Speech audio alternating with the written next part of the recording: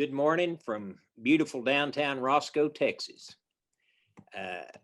I'm Kim Alexander, and I'm CEO of Collegiate Edu-Nation, a 501c3 nonprofit that exists for the purpose of helping small and rural districts in Texas and the U.S. With tri-agency alignment of K-12 and higher ed and workforce to increase post-secondary credential attainment. Dr. McLean. Hi, good morning. I'm Rachel McLean with Collegiate Edu-Nation. I'm the Chief of Staff, and we're excited to provide you with more information today about our Collegiate Edu-Nation model. So this model evolved out of a model that was developed here in Roscoe, Texas. I'm actually grew up in Roscoe. My family's been farming and ranching here since 1917. I was with the school district for 32 years, the last 17 as superintendent. And during that time, we developed a model for school-wide early college that began back in 2009. And then we combined that with school-wide STEM Academy in 2012. And that later became what's known today as PTech, Pathways in Technology Early College High School, in 2017. And so in 2019, Texas Education Commissioner Mike Morath asked us to take the work that we had done in Roscoe and become a 501c3 nonprofit to work with other small and rural districts in Texas and now even in other states to expand the post-secondary credential attainment. Currently, we're currently working with approximately 15,000 students in 15 school districts, about 47 campuses in 2 states, and really trying to, as I mentioned, align schools with tri-agency and with a focus on breaking generational poverty through higher education and post-secondary credential attainment. And the big star would be Roscoe, Texas, and then you see the state of Texas divided into the 12 AgriLife extension districts due to a long-standing partnership with them to collaborate to help address this problem that's a statewide problem. And we're also, as I mentioned, we're have a focus on national as well. Using the land grant infrastructure that's in every state in the nation to link rural K-12 to higher education through the land grant, and then the extension arm that is a higher ed arm of the land grant that reaches into rural sectors of the country. And as you can see, the problem that we're trying to address is low expectations for all students. And in 1947, 12th grade was a pretty high expectation for all students. But in 2021, almost 75 years later, that is no longer true. And so what we've done is evolve into a model of low expectations. And that's what we're trying to just expand our model upward to support students through a meaningful outcome. And as you look at this pretty busy chart here, we've got a Texas-sized problem here in Texas. The most recent cohort of Texas high school graduates to turn 24, 6 years after graduation, that have earned any kind of post-secondary credential is only 23%. In rural sectors, it was 13% pre-COVID and single-digit post-COVID. And the real eye-opener here is an estimated $111 billion in lost lifetime earnings for that one cohort. And so it's a huge problem financially for Texas, but then our human capital is our greatest asset. We've got a lot of wasted human capital. And the reason it's such a crisis and things that have changed so much since 1947, 99% of all the jobs created in the US since 2008 require a post-secondary credential. And During the pandemic, it only exacerbated the problem and created an even greater premium for college degree holders. And as we see, there's a strong correlation between degree attainment and earning power, between a degree attainment and employability. And, you know, I have people all the time telling me, well, college isn't for everybody, but I'll ask, well, how about your child? Well, it is for my child. And so we're wanting to have that same expectation for all children in Texas and the US as if they were our own, because that's our obligation as educators. And barriers, what we're trying to do with our model is remove barriers for students. And we know this, that the more disadvantaged the student is, the more barriers they face and the sooner they hit barriers.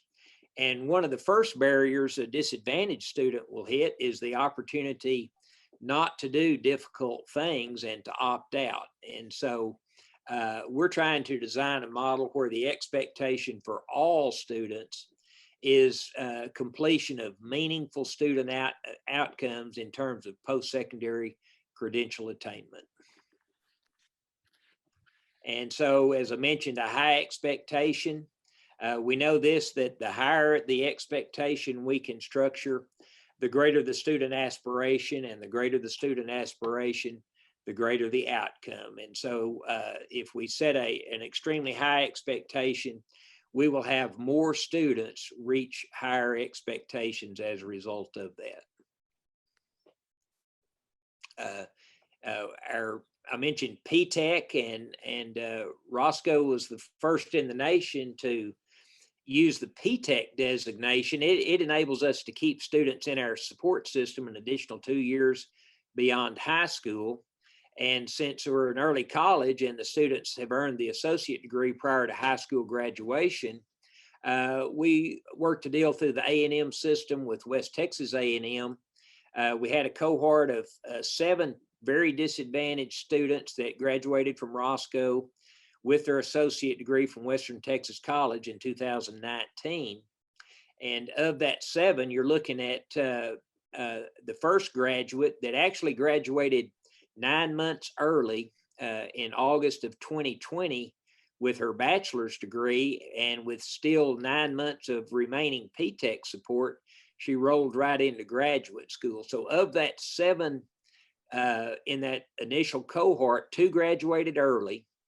The other 5 graduated on time, average age 20, student debt 0, and a real important point, a higher average GPA than the average West Texas A&M graduate. Roscoe High School in May of 2019 with her associate's degree, and then she started full-time with West Texas A&M University in the fall of 2019. A year later, Amanda Sanchez is graduating with her bachelor's. It was pretty easy. Amanda says that she didn't have any interest going the typical college route.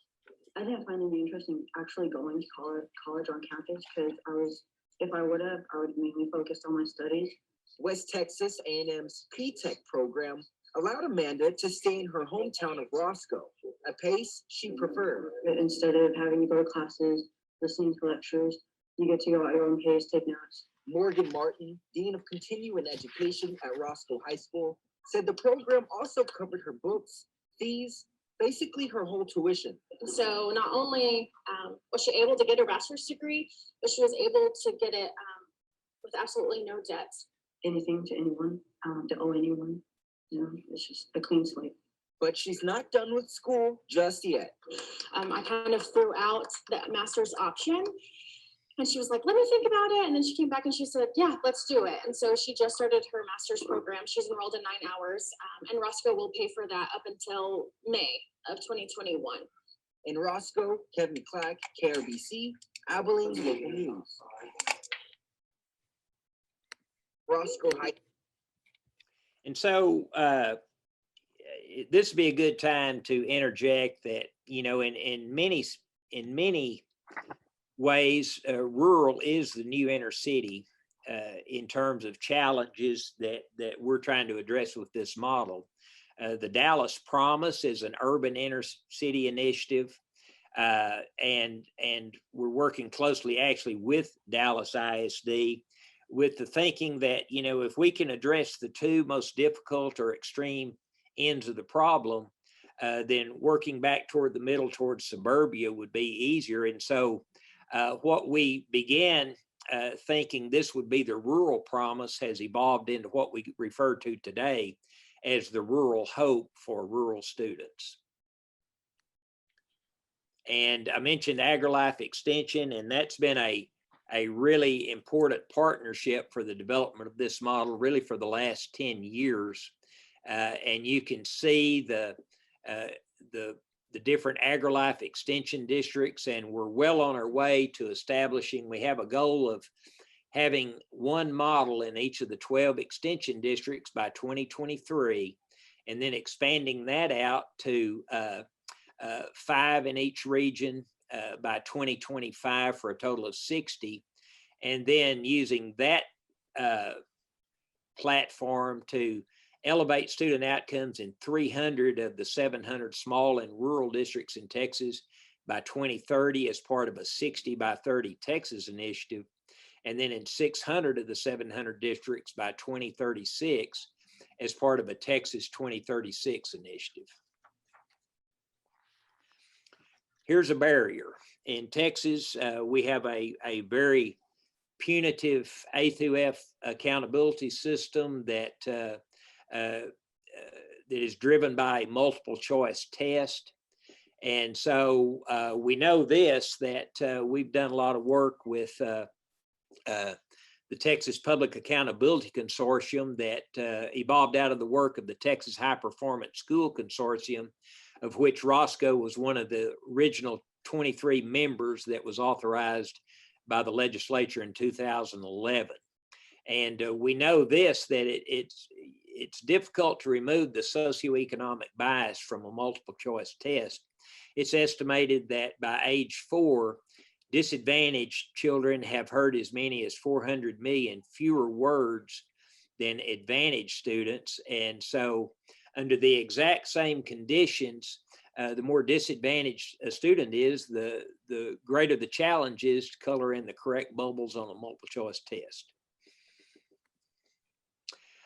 We work closely with a couple of groups, part of the new AASA Learning 2025, that is a collaboration between American Association of School Administrators and the Successful Practices Network. Some of you are probably familiar with the work of Dr. Bill Daggett over the last 40 years, one of the leading experts in education in the country today.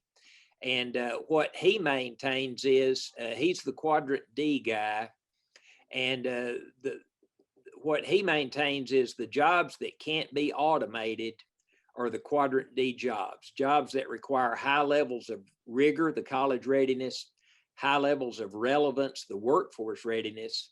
And what he would maintain is, if you can write an algorithm for a task, then that job is gone. And so what we're trying to do is designing education, redesigning education to prepare students for their future rather than our past, with the realization that their future is going to look distinctly different than our past.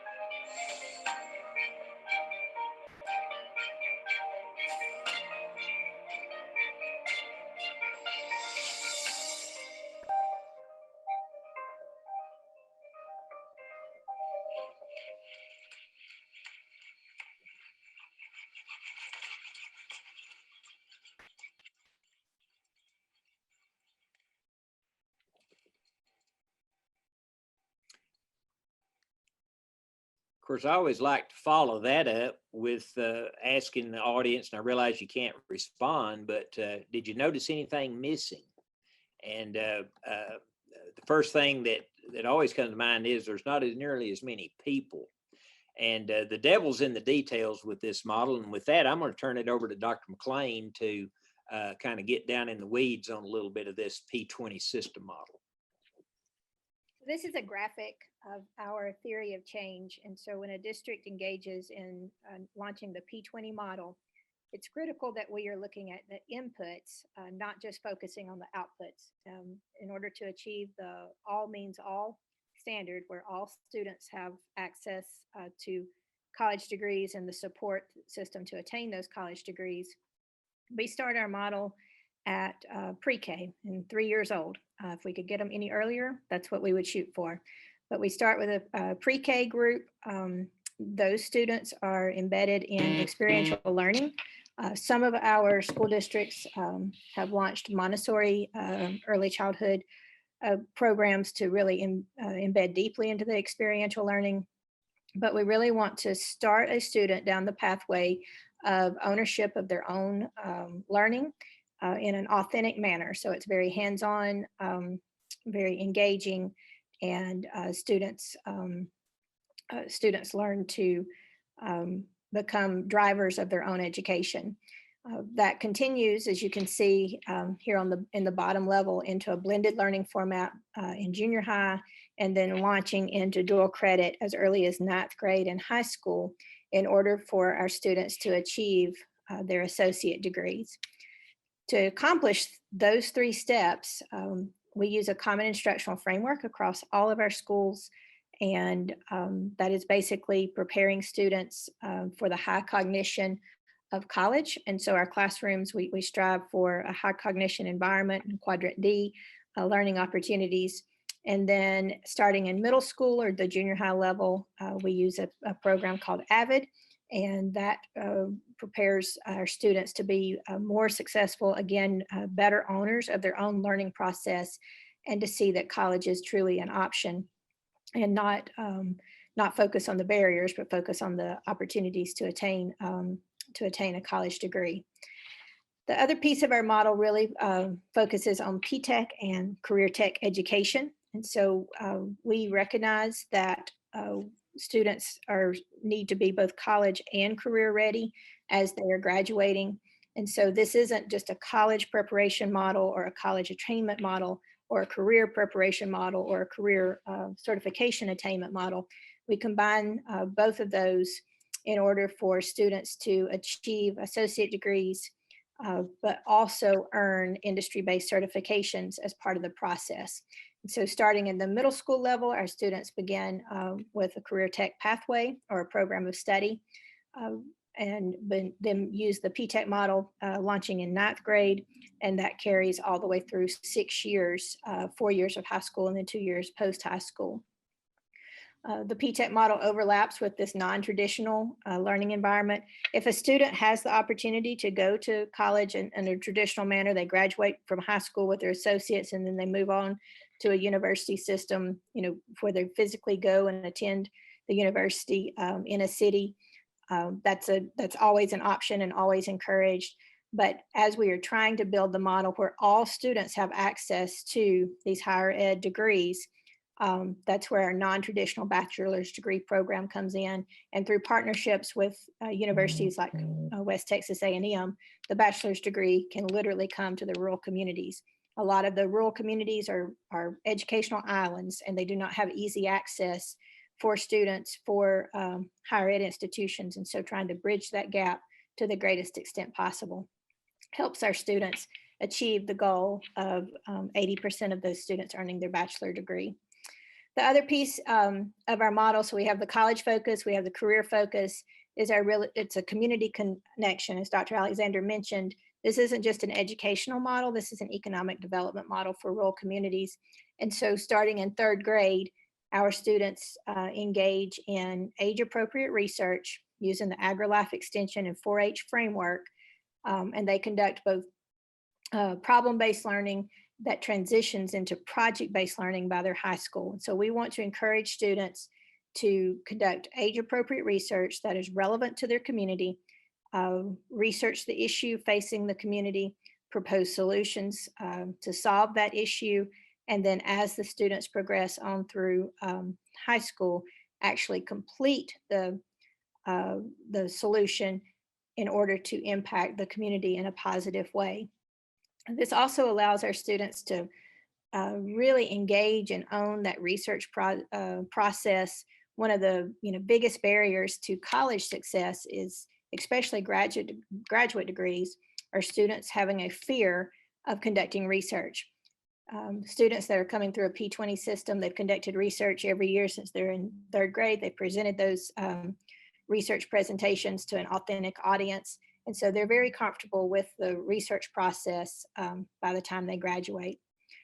We embed this entire model with a lot of data tracking and use dashboard systems to look for early warning signs of students getting off track, both academically and for a college and career military readiness concept, and use those dashboard tracking systems to help support districts in as students work to achieve their academic goals. One of the things that we do with our districts is that we have a readiness assessment. And so if this is something that you would consider or your district would be interested in, this would be a great tool for you to use to just evaluate where you are and where your stakeholders are in launching a P20 model. This is hard work, and it's a hard work for the adults in the system. It's hard work for the students in the system. And you really need to have all of your stakeholders invested in a common outcome, which is post-secondary degrees for all students, and not just the students that were going to achieve success anyway. And so we have a readiness assessment that's available to districts to use as a framework to help decide if this is something that they would consider moving forward as they choose to prepare for students' future instead of continuing in a traditional educational environment. Dr. Alexander mentioned the challenge of a multiple choice test, and in Texas, as in most states across the country, high stakes testing is a huge piece of the accountability system for a school district. We encourage districts to, obviously, we operate in a high stakes environment in the nation, and so we still recognize that that within that system, multiple choice testing is going to be a component of that. But we want to go above and beyond what a multiple choice test can measure. And so we, as we're data tracking on our districts, some measurements that we look at, we do use MAP, NWEA MAP, as a national normed test. And so we can measure the growth of our students in both math and reading as compared to national averages. And so we establish goals for our districts to achieve basically a 90% growth rate in reading and math in full implementation. We also look at what we feel is really important. A student may be able to pass a multiple choice test, but if you've got students that are graduating with their associate degrees, pursuing bachelor's degrees, and then pursuing workforce certificates that lead to high wage, high demand careers, those are really, I mean, if you really consider what is the goal of a school district is to produce a student that is a contributing member of society, and these three indicators are critically important to help students increase their contributions to our society today and in the future. And then additional benchmarks that we encourage for districts to monitor or to watch. We expect all of our students during their junior and senior year of high school, and then as they continue into the P-TECH model for years 13 and 14, to have a workforce experience, and that can be an internship or an apprenticeship program. And we, in high school, those are typically unpaid. Post-high school, those are typically paid because we recognize that as students are continuing into their college experience, one of those barriers is the need to be able to have an income after high school. And so we work with local businesses in the community to provide those paid internships and apprenticeship opportunities. As I mentioned earlier, we do expect age appropriate research. And so that's one of the benchmarks that we encourage districts to monitor, and how those are evaluated. It's with a rubric that's developed with Texas A&M, and again, measured by an authentic audience, meaning it's not measured by teachers necessarily in the classroom, although teachers definitely can contribute to that, but bringing in business leaders and community leaders from the area of the school district to help inform the research outcomes. And then the ability for a student to communicate those results. You hear a lot about soft skills and the 4 C's of that businesses require: communication, collaboration, creativity, and critical thinking. And there's really no greater way of being able to infuse that into a school year than introducing project-based or problem-based instruction. And so we want all of our students to be able to graduate, to be very articulate, to be able to communicate well with both their peers, but then also stakeholders in the community. And then we also want to be able to give students the opportunity not just to look for the one correct answer on a multiple choice test, but to look for solutions to authentic problems and to use critical thinking to be able to devise those solutions. We do have a tiny URL that's set up with CEN resources. And so if you would like to have additional resources about this model, you just tinyurl.com/CEN resources. That will take you actually to our website with options to look at our CEN playbook, which is a much more robust explanation than this video presentation. We also have a briefing paper and an abstract that's available for your review.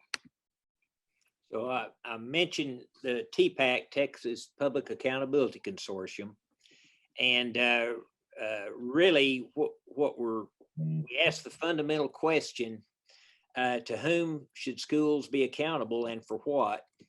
To a state for standardized test scores, or to students and parents for meaningful life outcomes? And so what we've developed is a community-based accountability system, and we place value on 3 major things. We want all students earning college degrees, symbolic of college readiness; all students earning workforce certification, symbolic of workforce readiness; and then, as Dr. McLean alluded, all students being able to conduct their own research, being creative problem solvers to prepare them for careers that don't yet exist. That's the lifelong learning skill that really, of the 3, is probably the most imperative that students develop. We typically have a time at the end of our presentations for Q&A. And so in order to address some of the most commonly asked questions in our presentations, we've popped up 4 here that we would like to discuss with you. And so, Dr. Alexander, we always hear the question about, can students still participate in normal high school activities? As superintendent of Roscoe, what would you say to that? Yeah, I believe that, some of the original early college models were pull-out models where basically a student was asked to really forget life as they know it and just become a full-time college student. But we firmly believe in well-rounded students. And we know that there are so many extracurricular activities that are critical to the development of the full child. In my early career, I was a teacher and a coach. And I know from personal experience, there's some lessons you learn in athletics and in other extracurriculars that you can't learn anywhere else. So we've got to make this work with the things that a community values, or it's not going to achieve the purpose that we're trying to achieve. I know in our presentation, we've referenced quite a few times the model in Texas and some funding sources that are related just to Texas. So how does the funding for this model work outside of the state of Texas? Well, and we're still working to answer those questions, but one thing that we've learned as a nonprofit is we have to have a philanthropic arm to support us as well. We've are currently in the process of launching a $7 million capital campaign over the next few years, and we're confident that there are national philanthropic foundations and organizations that are very interested in investing in this model to really redesign education to create a more meaningful outcome for all students. So as the experienced superintendent from Roscoe, and then also over the past couple of years working with a nonprofit, what is an important lesson that you've learned while developing this P20 model? Okay, we've learned a lot of lessons, and we know that innovation is messy work and not every idea is a good one. And one of my goals is to help schools that we're working with avoid some of the problems or the landmines that we've stepped on. You know, I tell people all the time, there's probably easier ways to do STEM than build a mixed animal veterinary hospital, which we did in Roscoe. However, one of our network schools, Sunray, is currently in the process of building their own vet clinic with an embryology lab for beef cattle reproduction. And then we've got several other districts coming into our network that are interested in similar things. And so I guess the main lesson we've learned is in innovation, you've got to be able to take some risk and try and fail and have the ability to restart. And then our last question that we hear a lot are college degrees really needed for all students? And as we showed you a slide earlier, we know this, that there is a strong correlation in degree attainment and earning power. There's a strong correlation between a degree attainment and employability, but even more important, there's a strong correlation we've learned in our research and the research conducted by Texas A&M and Texas Tech and others, that you know, there's a strong correlation in degree attainment and job satisfaction and opportunity for advancement. You know, we're close to the oil industry here, and there's the argument that why do I need a college degree if I can earn six figures driving a truck in the oil field? Of course, the reality is many of those types of jobs during the recession are the first jobs that are gone. And then a lot of the jobs that are more manual labor intensive, they're a lot easier to do when an individual's in their 20s and 30s than their 40s, 50s, and 60s. So we think there is advantage college for all, and we know that's going to change the way that looks as it becomes more apprentice based and work based. And so the definition of higher education is definitely changing, but we see an advantage for all students being able to college degrees and post-secondary credentials. We would love to have you reach out. You see our website there, and you can find out a lot more about Edu-Nation on edunation.org. And then if you do have additional questions following up, you can reach out to either myself or Dr. McLean. We really appreciate the opportunity to present to you today and share with you what we believe are some of the highest student outcomes in the nation as a national leader for post-secondary credential attainment. So thank you and have a good day.